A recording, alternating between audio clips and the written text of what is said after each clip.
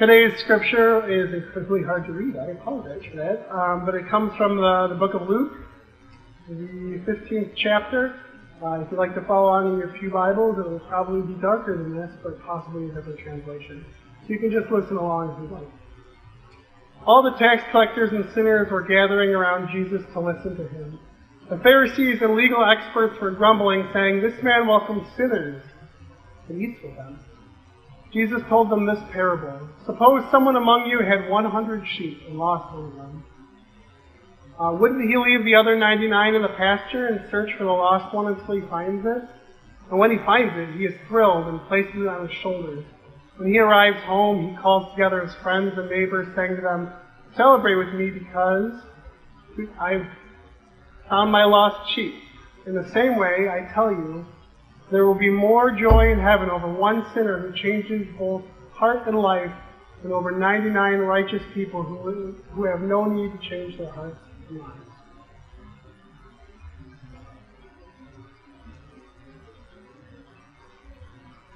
What is a parable? Ooh, I heard of this word. Like I said, parables are stories. That might be why I like them so much. I do love telling a good story. Jesus told a lot of stories. There are other people in the Bible that use parables, but usually when we talk about parables, we're talking about Jesus.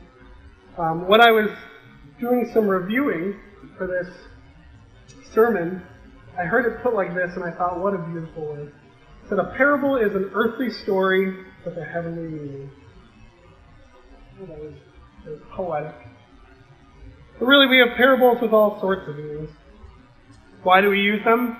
Because it's an easy way to take a complex, abstract thought and make it relatable in a simple, accessible example. There's a parable that you probably grew up hearing about, where there's a tortoise and a hare, a turtle and a rabbit. I don't know what version you ever heard, but they decide to have a foot race. Seems like a silly idea for the tortoise, because it's not particularly fast. And so what happens is they run the race, and the hare gets so far ahead that he stops at Starbucks, and he gets on his Facebook and doing all these things. He's Snapchatting, and he does a Facebook Live message. All the while, the tortoise keeps going and ends up winning the race. We learn the story because there's a moral, right? What's the moral? Slow and steady wins the race. There's a reason we all said that exact phrase. Because that's what we learn from these stories.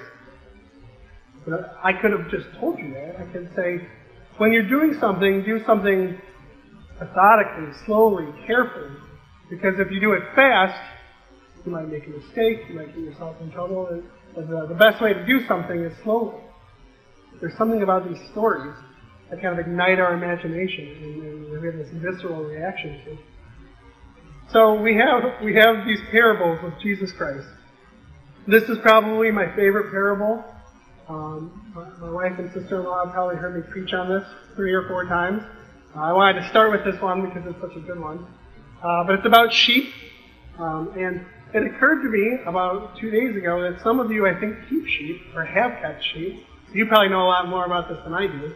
So I may be asking for some participation in this sermon. But now that I've talked about parables, we're going to go back and review this story. The story is Jesus is sitting around a table. He's having a dinner party with known sinners, tax collectors, prostitutes, people that were not generally desirable, not the kind of people that the Pharisees thought that the Son of God should be sitting around having dinner with.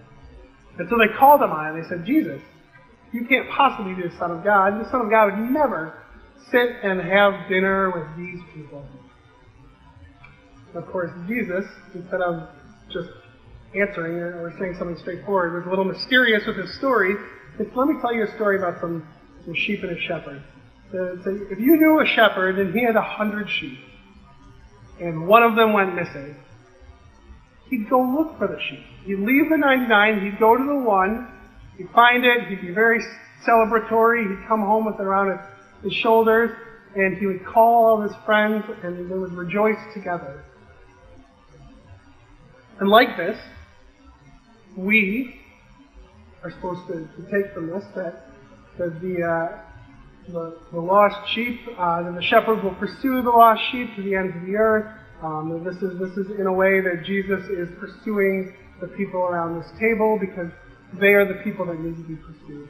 In another version of this story, Jesus puts it as, said that the doctor comes for those who are sick. And so that kind of puts the end to this conversation. So when we look at this, we start seeing that moral rising to the top. Now, one of the things that we get ourselves in trouble with parables is thinking it's just about this one slow and steady wins the race kind of bumper sticker slogan. Like, oh, I got it. Yeah, we're the sheep, and Jesus comes to find us, and that's a good thing. And that's true. It's easy to see that first moral, that God will pursue you. God is a loving shepherd, that He will leave the 99 to seek you out because He loves you so much. He loves you enough to go to the ends of the earth. And that's a great message, and it really is. And it's one that should touch you and move you and give you comfort in your days, especially your hard days. Your days where you look around and you say, I think I might be lost right now. And we have those days. I tend to remember those days. There's something about them that just creates a bookmark in my brain. Those times where you look in the mirror and you're like, I'm just not super thrilled with the person who's looking back at me right now. And that's when we sort of throw our hands up in the air and say, God, I need you to come find me. This needs to be better. But the danger of this parable is to leave it just with that. And I sort of cruised through that first one because I think you've heard this story before. I think most people have. It's a pretty common one. But the reason it's my favorite is that there's a second, sort of deeper quality to this message. That God, despite having 99 sheep, went to seek that lost one. And then He rejoiced even in just the returning of that one sheep. See, what I love about this is Jesus would have told the story much like I just paraphrased. And the Pharisees would have been sitting there, and I don't know this for a fact, but I'm guessing that they picked up on this fact that this story doesn't make a whole lot of sense. Jesus' shepherd in the story makes some weird decisions. First, he decides, he looks and he says, all right, this seems like slightly less than 100. And he finds that one of them is gone. And he decides to leave 99 to pursue one. This is a ridiculous decision to make. Because we have all sorts of dangers. First, other ones could wander off. We just saw one do it, another one could as well. Then, we're in the middle of the Middle East.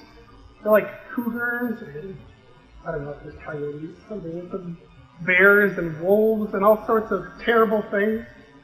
I've never been there. There's animals. It's a very dangerous place.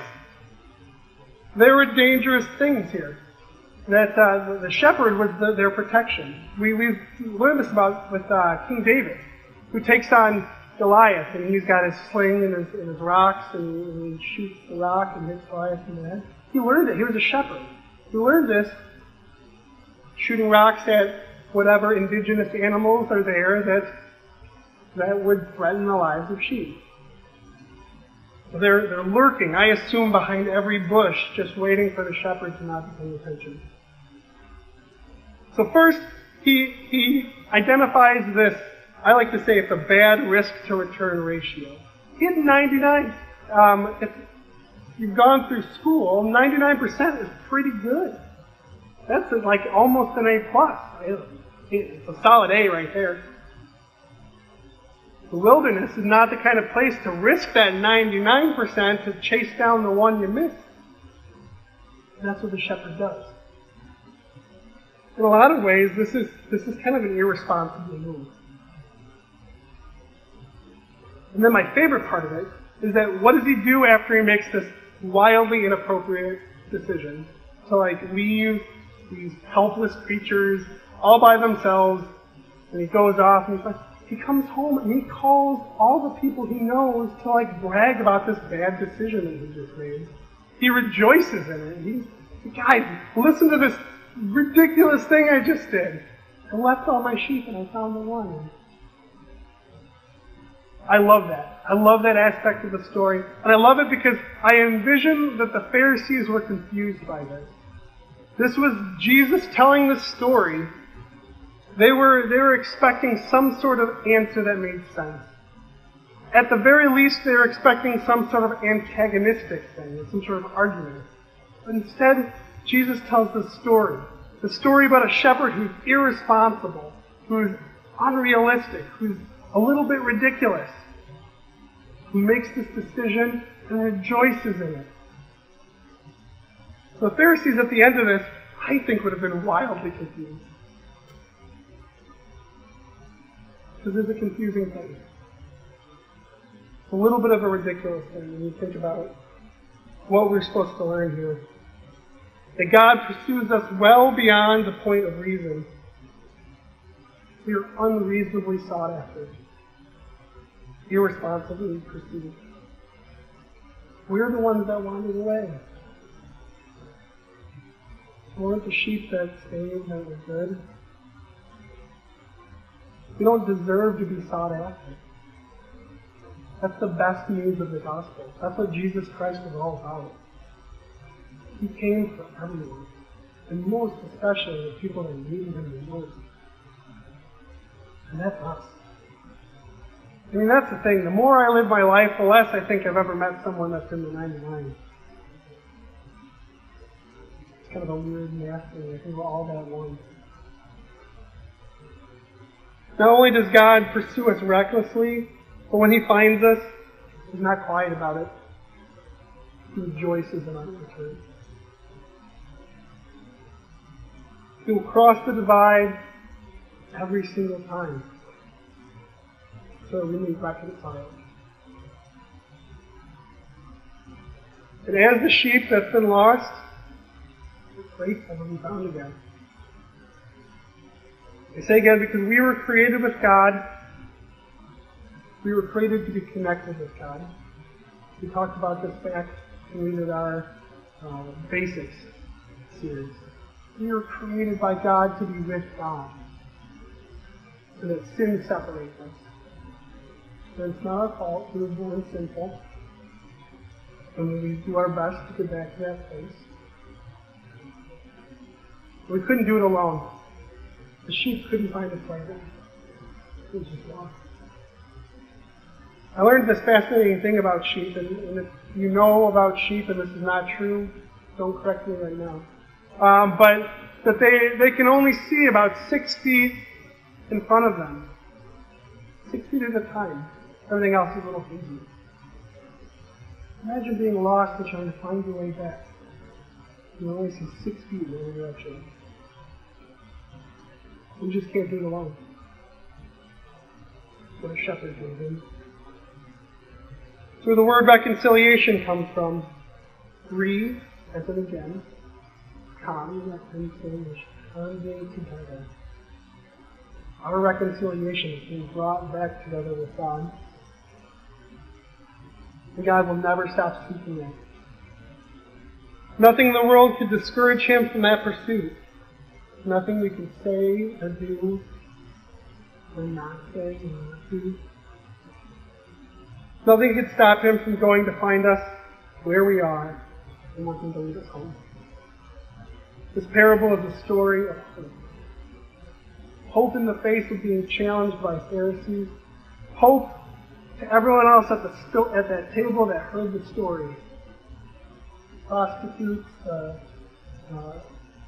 undesirables, the tax collectors, who just heard Jesus say that they were mourned for in a world that never said that. We as the lost sheep should rejoice in a shepherd willing to be as ridiculous, as irresponsible, as unreasonable as God is for us. Thanks to this parable, we should give thanks every single day. I hope when you hear this story, you recognize that God The ridiculous, irresponsible, unreasonable shepherd will lead them out along and seek you as his soul friend. You know, he's so proud of it. So gleeful. And he reflects with you. And he calls on you to soul friend. Amen? Let's pray.